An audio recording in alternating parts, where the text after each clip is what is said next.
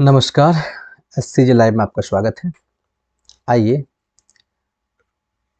हम लोग शुरू करते हैं क्लास 10th का अर्थशास्त्र का चैप्टर 1 विकास। आप लोग का 9th का बोर्ड एग्जाम खत्म हो गया है और आप सभी 10th में पहुंच चुके हैं।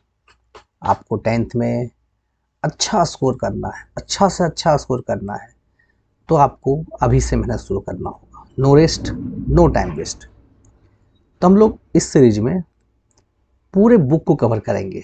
पिछले सीरीज में आपने देखा कि हम लोग ऑब्जेक्टिव का प्रैक्टिस कर रहे थे। अब 10 क्लास ऑब्जेक्टिव के प्रैक्टिस से नहीं निकलने वाला है।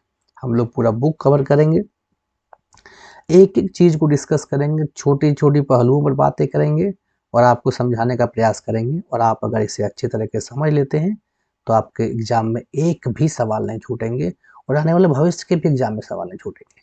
सामाजिक विज्ञान एक बहुत इंपॉर्टेंट विषय होता है। इसमें से हम एक विषय को अभी लेकर आए हुए हैं, विकास, डेवलपमेंट। एक चैप्टर है ये अर्थशास्त्र का, चैप्टर 1 है।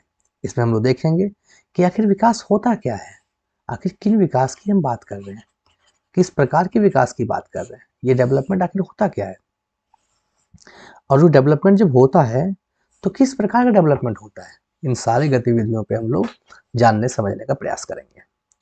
तो सबसे पहला सवाल उठता है कि इस चैप्टर का परिचय, इस चैप्टर में हम लोग पढ़ेंगे क्या। ठीक है, तो इस चैप्टर में हम लोग पढ़ेंगे क्या, क्या क्या पढ़ाई होता है, विकास होगा क्या। अगर आप एनसीईआरटी किताब को देखे होंगे या कभी पढ़े होंगे या कभी आप देखिए खोल के, हम सारे सवालों का जवाब हम लोग देंगे। इस चैप्टर में हम लोग कवर करेंगे थ्योरी, जो बेहतर किस्म के थ्योरी होंगे, फिर कवर करेंगे इम्पोर्टेंस क्वेश्चंस, फिर कवर करेंगे एमसीक्यू, और फिर हम लोग रिवीजन की तरफ जाएंगे। एक बार और रिवीजन करेंगे, वन शॉट रिवीजन, जो एग्जाम के समय करेंगे हम लोग। इन सारे चीजों को एक एक करके बारीकी से समझने का प्रयास करेंगे। आप सब्र बनाएं, देखते हैं क्या होता है आगे। सबसे पहला सवाल है चैप्टर 1, और इसमें चैप्टर का नाम है आर्थिक विकास की समझ। इसमें चैप्टर का नाम ही है विकास, डेवलपमेंट। आखिर डेवलपमेंट होता क्या है। डेवलपमेंट को समझने के लिए आपको एक चित्र दिया हुआ है। इस चित्र को आप ध्यान से देखें। इस चित्र में आपको कई तरह की चीजें दिख रही है।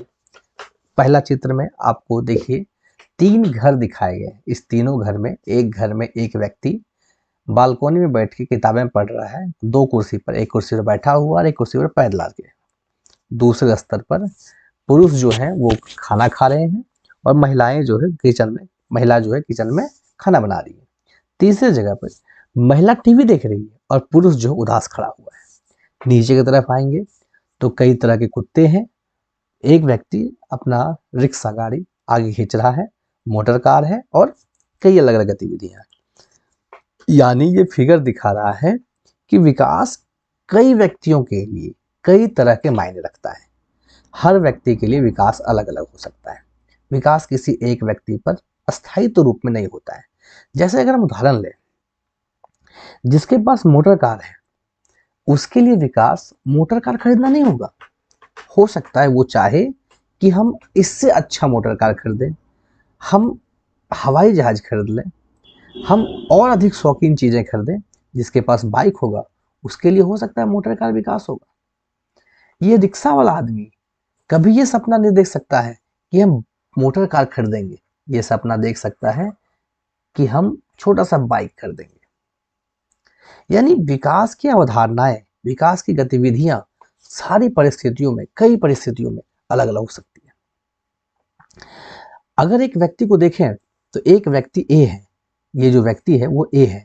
ये चाहता है कि हम विकास करें। हर कोई चाहता है विकास करें, क्योंकि विकास प्रगतिशील है, हमेशा होता है, हर पल होते रहता है। अगर विकास हो रहा है तभी तो हम जीवन में आगे बढ़ रहे हैं। लेकिन इस व्यक्ति को 2 जून का रोटी, मतलब 2 टाइम का खाना भी जुगाड़ नहीं होता है। अगर ये चाहता है कि हम एक बड़ा सा घर बनाए तो इसके लिए संभव नहीं है। ये नहीं सोच सकता, क्योंकि इसके लिए ये विकास नहीं है। ये क्या सोचेगा कि हमको 2 टाइम का रोटी कैसे आ जाए। यानी हम क्या समझाने का प्रयास कर रहे हैं कि विकास की अवधारणाएं सारी परिस्थितियों में, अलग अलग परिस्थितियों में अलग अलग हो सकती है। चलिए देखते हैं क्या कह रहा है किताब? पहला चीज कह रहा है कि विकास अथवा प्रगति की धारणा हमेशा हमारे साथ है, एकदम हमारे साथ है। विकास का मतलब प्रगति, डेवलपमेंट, विकास, डेवलप करना, आगे जाना, आगे बढ़ना, ये धारणा हमेशा हमारे साथ रहती है। क्यों रहती है हमेशा हमारे साथ? क्योंकि विकास ही तो है जिसके कारण कहीं ना कहीं, किसी ना किसी रूप में हम अलग अलग गतिविधियों में, अलग अलग परिस्थितियों में आगे बढ़ने के प्रेरित होते हैं। अगर विकास करने की इच्छा नहीं होती तो आगे नहीं बढ़ते, क्यों जीवन में आगे कष्ट करते? सभी को पता है कि जीवन नश्वर है, आपको ही पता होगा, एक दिन ना एक दिन पृथ्वी से चले जाना है। लेकिन उस जाने के कर्म में हम अपने आप को, अपनी मूलभूत आवश्यकताओं को अच्छी तरीके से उपयोग करना चाहते हैं और अपनी मूलभूत आवश्यकताओं को सुचारू ढंग से करना चाहते हैं।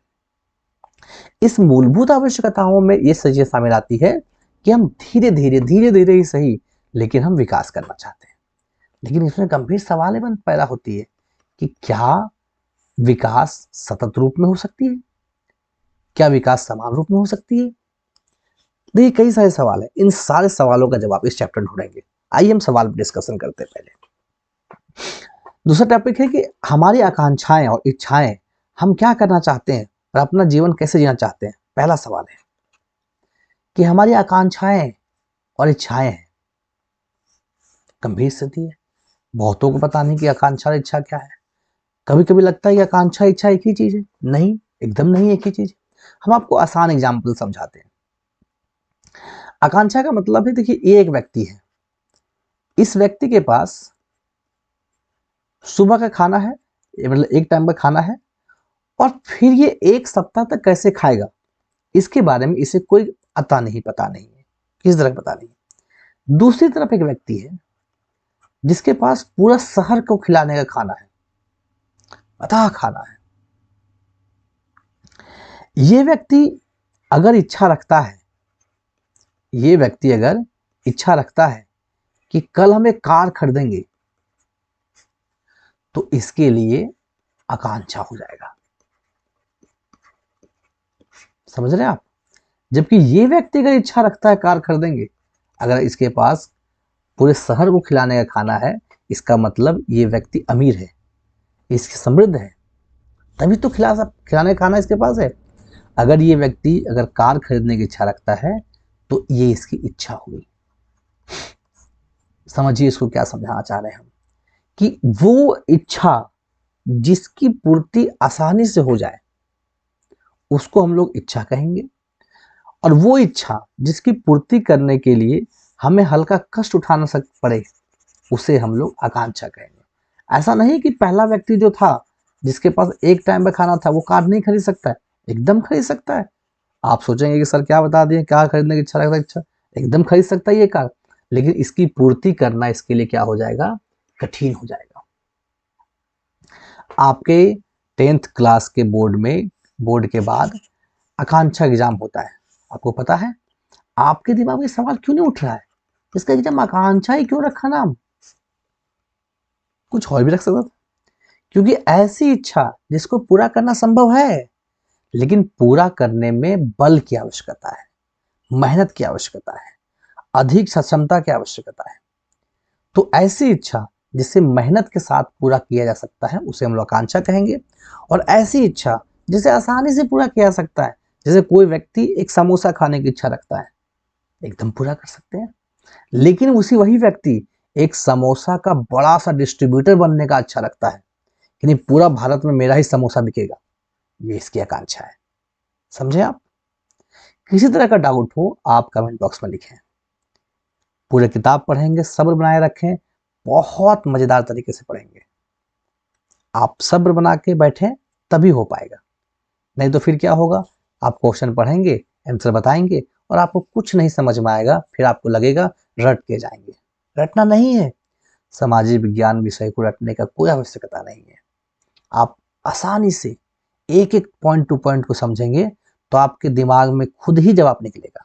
सिर्फ आप ध्यान से सुने, ध्यान से देखें, ध्यान से समझें। आपके पास पूरे साल भर पड़ा हुआ है। तो यहाँ हम एक चीज क्लियर करने शुरू करते हैं कि विकास ऐसी अवधारणा है जो हमारे साथ निरंतर रहती है। ये कंफर्म है आपको। दूसरी, आकांक्षा और इच्छा दोनों अलग अलग शब्द हैं। ऐसी इच्छा जिसे पूर्ति करना हल्का सा कठिन है उसको आकांक्षा कहेंगे, और ऐसी इच्छा जिसे पूर्ति करना आसान है उसे हम लोग इच्छा कहेंगे। जैसे एक व्यक्ति एक समोसा चाहता है तो वो आसानी से खरीद सकता है, ये उसकी इच्छा हो गया। लेकिन वही व्यक्ति चाहता है कि पूरे भारत में मेरा समोसा का दुकान हो, तो वो उसकी आकांक्षा है। लेकिन ऐसा नहीं कह सकते कि वो नहीं कर सकता है, कर सकता है। समझ में आया? चलिए आगे बढ़ते हैं। दूसरा क्या कह रहे हैं इसमें, कि हम क्या करना चाहते हैं और अपना जीवन कैसे जीना चाहते हैं। ये भी एक प्रकार का विकास का उदाहरण है। हम अपना जीवन कैसे जीना चाहते हैं। कोई व्यक्ति चाहता है कि हम अपने जीवन में पूरा धन कमाए, खूब धन कमाए, खूब धन कमाए, लेकिन उसके पास कोई साधन नहीं है। तो हम अपना जीवन कैसे जीना चाहते हैं वो हम पे निर्भर तो करता है, लेकिन साथ साथ हमारे विकास पे निर्भर करता है। हर चीज अगर सोचने से मिल जाता तो हम कुछ भी सोच सकते थे। आप कुछ भी सोच सकते हैं। हर चीज सोचने से नहीं मिल सकता है, यानी हर चीज सोचने के साथ साथ आपको करना पड़ेगा। अगर हर चीज सोचने से मिल जाता तो आप सोच लेते कि हम 99% ला रहे हैं बोर्ड एग्जाम में, और साल भर पूरे सोए रहते, कोई जीवन में काम नहीं करते, खाना सोना खाना सोना खाना सोना। क्या ये मिल जाएगा आपको? नहीं। तो हम अपना जीवन अगर 99% लाने की तरफ जाना चाहते हैं तो आपको क्या करना पड़ेगा, अपनी आकांक्षाओं को बढ़ाना पड़ेगा, अपनी इच्छाओं को कम करना पड़ेगा, दोस्त कम करने पड़ेंगे, अच्छे लोगों से दोस्ती करना पड़ेगा, समय पर बिताना पड़ेगा, हर जगह हर समय अपने आप को किसी ऐसे जगह पे नहीं रहना पड़ेगा जहां आपका समय बर्बाद हो। खेलना भी जरूरी है। दूसरा सवाल, इसी तरह से हम विचार रखते हैं कि कोई देश कैसा होना चाहिए। ये भी गंभीर सवाल है। देखिए, कोई देश कैसा होना चाहिए, ये क्या है? आकांक्षा है भाई। एक व्यक्ति अगर कोई देश के बारे में सोच रहा है कैसा होना चाहिए, कि नहीं देश डेवलप होना चाहिए, देश में सभी लोगों को रोजगार मिलना चाहिए, देश के सभी लोगों को प्रगति होनी चाहिए, देश के हर कोना में हर जगह पे खुशियां खुशियां होनी चाहिए, ये आप सोच रहे हैं। लेकिन क्या इसको पूरा करने के लिए कोई आपका मापदंड है? आपके पैकेट में 10 रुपया भी नहीं है। आप कल सामाजिक दौर में भी आए भी नहीं। एक रोड में सड़क पे कोई व्यक्ति गिर जाता है, उसको उठाने की आप खिदमत नहीं कर पाते हैं। लेकिन आप अपने देश के लिए विचार रखते हैं। क्यों रखते हैं? क्योंकि आप ही तो हैं जिसके पास आकांक्षा और इच्छा है। तो ये भी सवाल है विकास का, कि कोई देश कैसा होना चाहिए, इसके बारे में हम विचार तो रखते हैं, लेकिन इस विचार की पूर्ति किस रूप में होगी, इस विचार की परिस्थितियां किस रूप में होगी, इस बारे में हम लोग विचार नहीं कर पाते हैं। नेक्स्ट नेक्स्ट कह रहा है कि हमें किन अनिवार्य वस्तुओं की आवश्यकता है। यह भी एक गंभीर स्थिति है। अगर हम विकास की बात करें तो सबसे पहले हमें अनिवार्य वस्तु की बात करनी पड़ेगी, कि हमें किन अनिवार्य वस्तु की जरूरत है जिसके बिना जीवन नहीं चल सकता, यानी मूलभूत वस्तु। मूलभूत वस्तु क्या है? बिजली पानी सड़क, रोटी कपड़ा मकान। रोटी कपड़ा मकान मूलभूत आवश्यकता है, और ये मूलभूत आवश्यकता तो किसी ना किसी तरह से पूरी होनी ही चाहिए, तभी तो विकास को हम विकास कहेंगे। इन सारे सवालों को हम विकास के साथ जोड़ के देखेंगे। अगला सवाल है, क्या सभी का जीवन बेहतर हो सकता है? ये बड़ा गंभीर सवाल है। आप सोचिए इसको। अगर आपको पूछे कोई कि क्या आपका जीवन बेहतर हो सकता है, क्यों नहीं, ऑफ कोर्स होना चाहिए बेहतर। सरकार गलत कर रही है, हम भी चाहेंगे हमारा जीवन बेहतर हो। लेकिन सवाल यही पूछ दे आपको कि क्या सभी का जीवन बेहतर हो सकता है, तो आप कहेंगे नहीं, सभी का जीवन बेहतर कैसे हो सकता है? सभी का जीवन बेहतर हो ही नहीं सकता। देश तो बहुत गरीब है, देश में बहुत समस्याएं हैं, तो सभी का जीवन बेहतर नहीं हो सकता। लेकिन हर एक व्यक्ति सोच रहा है कि मेरा जीवन बेहतर होगा। तो अगर हर एक व्यक्ति सोच रहा है कि मेरा जीवन बेहतर होगा, तो उसमें हर एक व्यक्ति में सभी तो आ ही जा रहे हैं। तो ऐसा कैसे हो सकता है? गलत सोच रहे हैं? नहीं, हर कोई अपने अपने स्तर पर सोच रहा है। अगर कोई व्यक्ति के पास छोटा सा घर है तो वो सोच रहा है कि मेरे पास इतना बड़ा घर हो। कोई व्यक्ति के पास इतना बड़ा घर है तो वो सोच रहा है साथ में मेरे पास एक कार भी हो। यानी अपने जीवन को सतत रूप में बढ़ाने का प्रयास कर रहा है। बेहतर कर रहा है। इसी को तो विकास कह रहे हैं। अगर किसी के पास एक कॉपी डेली है तो वो चाहेगा कि आप अपने स्तर पे अपने स्तर पे अपने स्तर पर अपने स्तर पर विकास करें। अगर आप 9 क्लास में 8 क्लास में 20% कम नंबर लाते हैं तो आगे वाला क्लास में 20% नहीं 30% अधिक नंबर लाने का प्रयास करेंगे। यही तो है सतत विकास, और इसी सतत विकास में तो हम लोग चलेंगे। और इसीलिए हम कह रहे हैं कि सभी का जीवन क्या बेहतर हो सकता है, ये गंभीर सवाल है। तो सभी का जीवन बेहतर नहीं हो सकता है, लेकिन सभी के जीवन में विकास हो सकता है। नेक्स्ट सवाल है, लोग मिलजुल कैसे रह सकते हैं? ये भी गंभीर सवाल है। लोग मिलजुल, भारत जैसे देश में तो गंभीर सवाल है, और भी गंभीर सवाल है। जाति, धर्म, लिंग, भेद भाव, गरीबी, छूत, छुआ, अछूत, बड़े छोटे। अगर आपसे सवाल पूछेंगे कि लोग मिलजुल कैसे रह सकते हैं, आसानी से रह सकते हैं, रही तो रहे मिलजुल कर। लेकिन आप समझ रहे हैं मिलजुल कर रहने का मतलब क्या होता है? सो मिलजुल कर रहने का मतलब है दुख दर्द बांटना, सुख बांटना। ऐसा हो रहा है क्या? नहीं हो रहा है। यहाँ एक व्यक्ति अगर 100 रुपया कमा रहा है, वहीं उसके घर के बगल में एक व्यक्ति 1000 रुपया कमा रहा है, वहीं उसके घर के बगल में एक व्यक्ति 1 लाख कमा रहा है। तो इसके बीच डिफरेंस कितना है? इस व्यक्ति को डेली का 1 रोटी का खाना हो पा रहा है, ये व्यक्ति डेली पनीर खा रहा है, चिकन खा रहा है, मटन खा रहा है। तो मिलजुल कैसे रह रहा है? तो ये गंभीर सवाल है। लेकिन फिर भी हम लोग मिलजुल के रह रहे हैं, क्योंकि इस आशा में कि आज हम लोग 100 कमा रहे हैं, जो 100 कमा रहा है उसका आशा है कि नहीं कल हम 200 कमाएंगे, विकास करने की आशा है। इसके नेक्स्ट वाला सवाल तो और अद्भुत है, जिस सवाल को आपको ध्यान देना चाहिए। इन सारे सवाल का जवाब हम लोग ढूंढेंगे, और आप ही ढूंढेंगे। अगर ध्यान से समझेंगे तो चैप्टर्स को, आप खुद इन सवालों का जवाब हमें बताएंगे। नेक्स्ट सवाल है, क्या और अधिक समानता हो सकती है? अब हम तो कह रहे हैं ना समानता तो है ना, मिलजुल के तो लोग रह ही रहे हैं ना। तो क्या और अधिक समानता हो सकती है? जितनी समानता अभी है उससे अधिक समानता हो सकती है। तो इससे अधिक समानता होने के लिए क्या चाहिए? धन भी समान होना चाहिए, मन भी समान होना चाहिए, व्यवसाय भी समान होना चाहिए, यानी आर्थिक प्रगति होनी चाहिए, शारीरिक प्रगति होनी चाहिए, मानसिक प्रगति होनी चाहिए, स्वास्थ्य में प्रगति होनी चाहिए, शिक्षा में प्रगति होनी चाहिए। तभी तो समानता आएगी, तभी तो अधिक समानता होगी। यानी ये भी एक गंभीर सवाल है। इन सारे सवालों का जवाब इस चैप्टर में आपको मिलेंगे। आपको क्या करना है? सब्र बना के इस चैप्टर को पढ़ना है। आप सोचेंगे कि नहीं हम लोग यूट्यूब पे देख रहे हैं, फेसबुक पे देख रहे हैं, तो यहाँ तो रील्स देखने के आदी हैं हम लोग। तो रील्स देख के आप जीवन को नहीं आगे ले जा सकते हैं, सीमित ज्ञान कर दे रहा है आपको। आप सब्र बना के देखें, धीरे धीरे समझें, समझने का प्रयास करें। कुछ चीज नहीं समझ में आता है, कमेंट बॉक्स में पूछें। आपको पूरे चैप्टर्स को बेहतर की तरीके से समझाने का प्रयास किया जाएगा। आगे बढ़ते हैं। इन सभी प्रश्नों का विचार करने के लिए लक्ष्यों को प्राप्त करने को उपायों से जुड़ा हुआ है।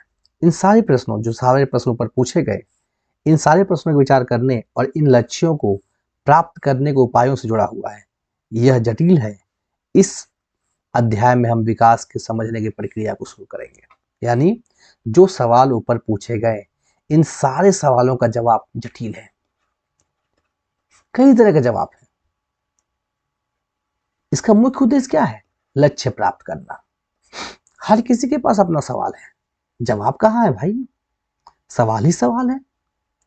यानी ये सवाल ही इतना गंभीर है कि इस काम को जटिलता बना देता है। यानी इसको समझने के लिए आपको अतिरिक्त ज्ञान की आवश्यकता है। इस चैप्टर में हम लोग बेहतरीन किस तरीके से उस अतिरिक्त ज्ञान को बढ़ाने का प्रयास करेंगे। इसके अतिरिक्त ऐसे प्रश्न से उत्तर आपको अर्थशास्त्र में नहीं बल्कि इतिहास और राजनीति में पाठ्यक्रम में मिलेंगे। ये भी सही बात है। जो प्रश्न पूछे गए हैं आपको, उस प्रश्न के उत्तर आपको अर्थशास्त्र में कहीं नहीं मिलेंगे। आपको इसके उत्तर इतिहास में और राजनीतिक विज्ञान में मिलेंगे, क्योंकि सामाजिक विज्ञान के चारों विषय तो जुड़े हुए हैं।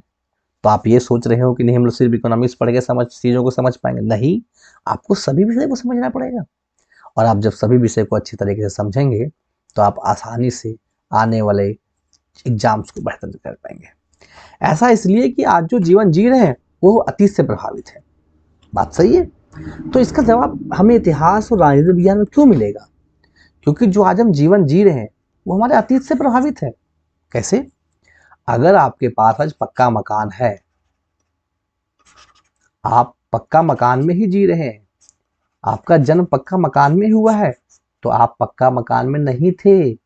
आप अपने पूर्वज से पता कीजिए, आप अपने दादा से पता कीजिए, आप अपने पापा से पता कीजिए कि हम लोग क्या थे पहले, तो पता चलेगा कि हो सकता है आप बहुत गरीब थे पहले या बहुत अमीर थे पहले, अब कमजोर हो गए हैं।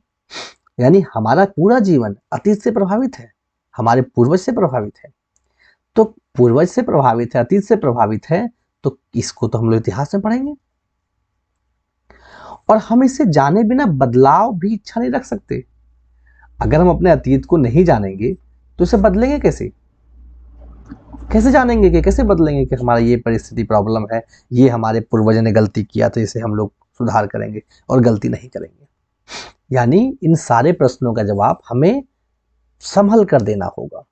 इन सारे प्रश्नों का जवाब में संभल कर खोजना होगा और बहुत सटीलता से, आसान तरीके से आपके दिमाग को निचोड़ना होगा। और हम आपके दिमाग को निचोड़ेंगे, आप साथ जोड़ेंगे तो आगे बढ़ते हैं। परिचय। इस तरह हम केवल एक लोकतांत्रिक राजनीतिक प्रक्रिया के द्वारा इन आशाओं और संभावनाओं को वास्तविक जीवन में प्राप्त कर सकते हैं। यानी क्या कह रहा है? अगर हम इस तरह कहें तो हम लोकतांत्रिक राजनीतिक प्रक्रियाओं के द्वारा इन आशाओं और संभावनाओं को वास्तविक जीवन में प्राप्त कर सकते हैं। इसका मतलब कि हम लोकतांत्रिक तरीके से अपनी आशाओं को, जो संभावनाएं, हमारी इच्छाएं हैं, जो हमने सवाल पूछे, जो आपके मन में सवाल चल रहे हैं, उन सारे सवाल को वास्तविक जीवन में उतारने का प्रयास कर सकते हैं। और ये हमें लोकतंत्र आजादी देता है। किस रूप में आजादी देता है? शिक्षा का अधिकार के रूप में, स्वतंत्रता के रूप में, सामाजिक न्याय के रूप में, गणतंत्र के रूप में, कई तरह के रोजगार क्रिएट करने के रूप में। यानी सभी जो परिस्थितिगत चीजें दे रहा है हमें, उन सारी गतिविधियों में हमें एक चीज कॉमन बताया जा रहा है कि आप अपने आप को कितनों भी डेवलप कर सकते हैं। इसके लिए किसी जगह पे कोई व्यक्ति आपको ना पूछेगा कि आप डेवलप क्यों कर रहे हैं, ना ही आपको बताने जाएगा कि आप डेवलप क्यों नहीं कर रहे हैं। आप अपने आप को ऊंचाइयों तक ले जा सकते हैं और ये लोकतांत्रिक राजनीतिक प्रक्रिया से संभव हो पा रहा है। अगर हम लोग प्रजातंत्र में होते तो हो सकता है व्यक्ति को विकास करने का अवसर नहीं मिलता। और ये चैप्टर ही सही, कहाँ पढ़ते ही चैप्टर को विकास को। विकास का मतलब राजा का फरमान, विकास का मतलब उस व्यक्ति का कहा हुआ बातें, कह दिया तो वही होगा। लेकिन यहाँ इन सारी गतिविधियों को, संभावनाओं को वास्तविक जीवन में प्राप्त करने के लिए हम लोग लोकतांत्रिक प्रक्रियाओं का उपयोग करते हैं। यहाँ तक ठीक है? अब इस चैप्टर को हम लोग एक एक करके बेहतर किस्म के समझने का प्रयास करेंगे। तो वीडियो ज़्यादा लंबा ना हो इसलिए हम लोग इस वीडियो को यहीं कर रुकेंगे और नेक्स्ट वीडियो में आपको इस चैप्टर के इंट्रोडक्शन के बाद की पार्ट को पढ़ाएंगे, यानी यहाँ से पढ़ाना शुरू करेंगे।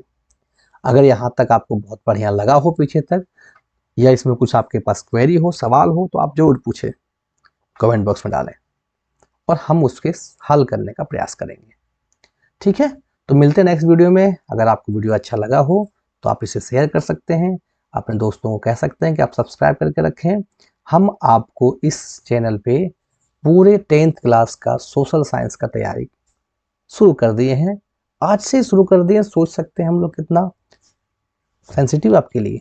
अब आप कितना सेंसिटिव है वो आपको पता चलेगा। मिलते हैं नेक्स्ट वीडियो में, तब तक के लिए धन्यवाद।